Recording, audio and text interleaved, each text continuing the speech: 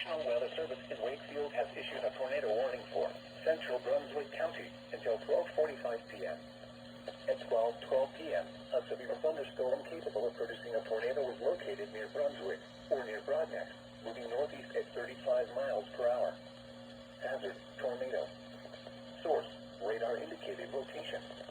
Impact: flying debris will be dangerous to those caught without shelter. Mobile homes will be damaged or destroyed. Damage to roof, windows, and vehicles will occur. Tree damage is likely.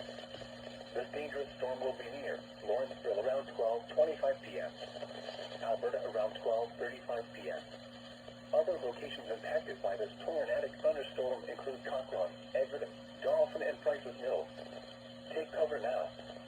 Move to a basement or an interior room on the lowest floor of a sturdy building. Avoid windows. If you are outdoors, in a mobile home, or in a vehicle, move to the closest substantial shelter and protect yourself from flying debris.